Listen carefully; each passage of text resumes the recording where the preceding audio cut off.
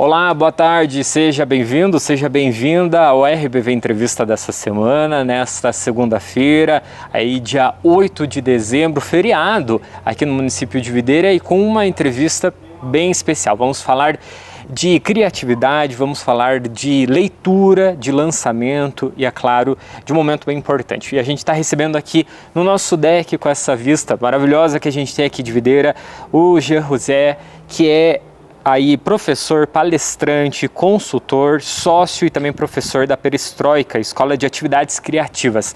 Já seja bem-vindo, boa tarde. Obrigado, Ernesto, que legal, prazer, obrigado pelo convite. É uma honra estar aqui nessa vista maravilhosa, nesse espaço, então estou muito feliz. Jean, você está aqui em Videira, nesse momento, nesse início do mês de dezembro, para o lançamento aí do teu novo livro, que é o Criatividade Hackeada. Como que nasceu a ideia de criar esse livro aqui? Legal. Bom, a ideia do livro ela é como se fosse uma manifestação de muito estudo. Foram mais de 10 anos estudando, testando e implementando técnicas, práticas, processos criativos dentro de empresas, com pessoas. E eu já tinha desenvolvido 2 cursos, já tinha roteirizado dois cursos. E aí chegou um momento que eu olhei para aqueles roteiros e falei, olha, isso aqui eu acho que se eu conseguir mudar um pouco a linguagem, pesquisar um pouco mais algumas histórias e trazer um formato um pouquinho mais diferente de narrativa, eu acho que eu poderia transformar isso num livro.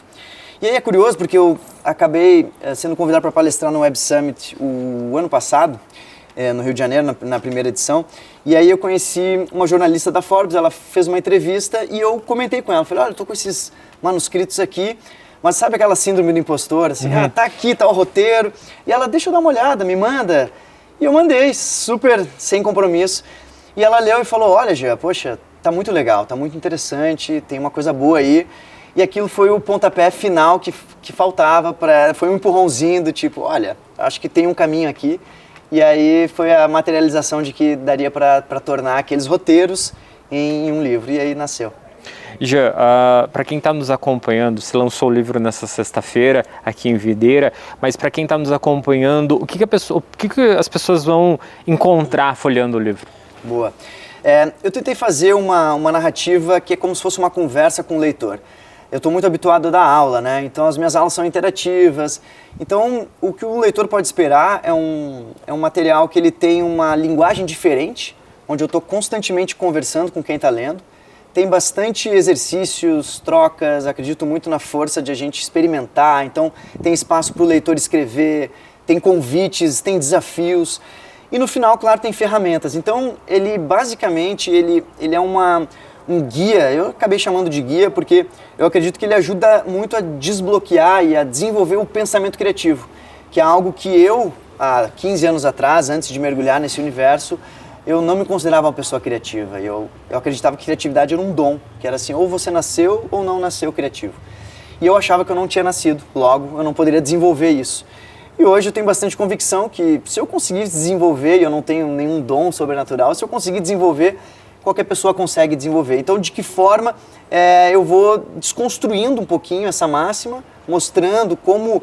E trazendo alguns insights de neurociência, como é que a gente consegue perceber a evolução, neuroplasticidade. Então eu vou tentando embasar isso com estudos, com desafios, e no final do livro o leitor consegue perceber que ele de fato está enxergando coisas diferentes, está tendo insights mais rapidamente, e as ferramentas ajudam a materializar tudo isso. Jean, estamos aí já encerrando 2025, mas nos últimos anos a gente vem falando muito na sociedade de um assunto que inclusive você tem uma pós, que é neurociência e a performance humana.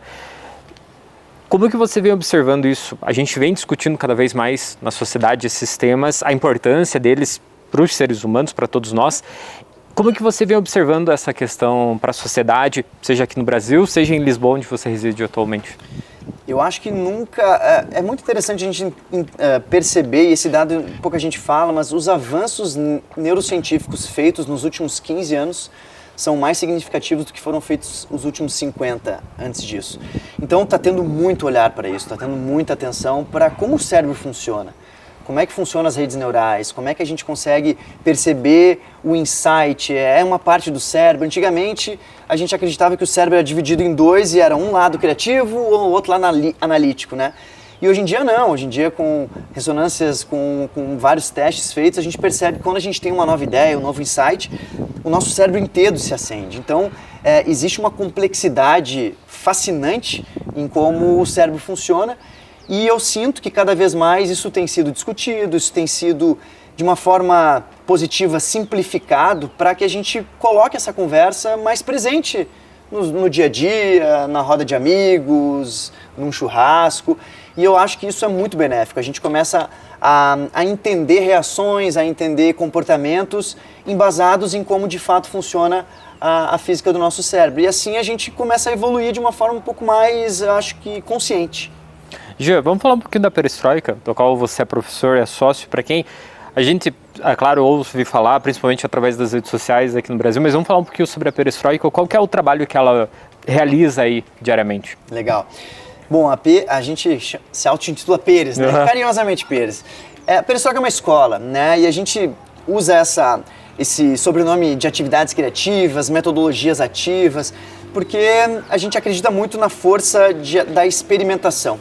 Então, somos uma escola que tem 18 anos, completamos 18 anos esse ano, que hoje é muito interessante a gente ver que o universo da educação livre está muito falado, muito presente, muito até em alta, digamos assim. Existe um hype em torno da educação livre, o que 18 anos atrás não existia.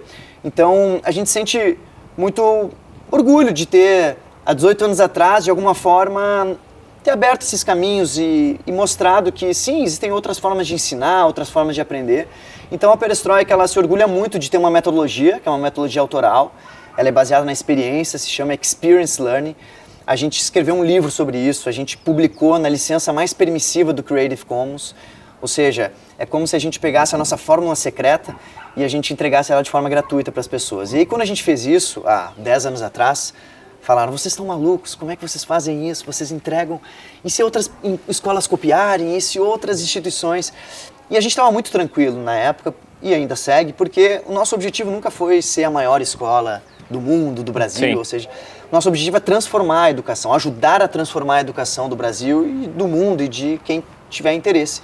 E se essas pessoas elas enxergam na nossa metodologia uma possibilidade de fazer isso, que bom, a gente está construindo aliados nessa transformação e não concorrentes, né? Então, essa metodologia, ela é o grande diferencial, ela é o que faz as nossas experiências educacionais serem diferentes. A gente combina, são 4 pilares, metodologia de forma, metodologia de emoção, metodologia de estrutura e, claro, uma metodologia de conteúdo. Então, tem muita profundidade, tem muita provocação, ao mesmo tempo tem muita experiência, tem muita atividade, tem muita mão na massa, e isso tudo combinado num ambiente diferente, combinado em experiências que a gente gosta muito de falar dos 2 tipos de memória, né? Existe a memória semântica e a memória episódica. Memória semântica é tudo aquilo que a gente sabe por senso comum, a gente sabe que a grama é verde, a gente sabe que o céu é azul. E isso a gente vai lembrando e vai acumulando isso num lugar, num tipo de memória. O que ela é, às vezes, na velocidade como a gente recebe informações hoje, com a quantidade de coisas que estão acontecendo, é muito mais fácil a memória semântica falhar em vários momentos. Então a gente tenta combinar a memória semântica com memória episódica, que nada mais é do que a gente viver algo, né? Então, quando o meu pai, ele mora aqui em Videira ainda, e aí, toda vez que eu chego na casa dele e eu sinto o cheiro do café, eu automaticamente me teletransporto para aquela minha infância e que está associado ao meu pai. Essa memória episódica do episódio é aquilo que a gente viveu. Isso dificilmente a gente esquece. Sim. Então, a gente tenta combinar isso dentro da sala de aula, dentro das experiências educacionais. Como é que eu faço para as pessoas, nossos alunos, eles entenderem um conceito novo de criatividade, por exemplo, não só com a tabela, ou com o assunto, ou com a referência bibliográfica. Como é que eu faço ele viver uma experiência da qual ele vai primeiro lembrar da experiência para depois conectar com o conteúdo. Então a perestroika é um pouco disso, tudo de uma forma leve, descontraída e que vem, de alguma forma... E que é uma coisa que precisa no mundo, né? Eu leve e acho, descontraída. Eu sou suspeito, mas eu gosto muito.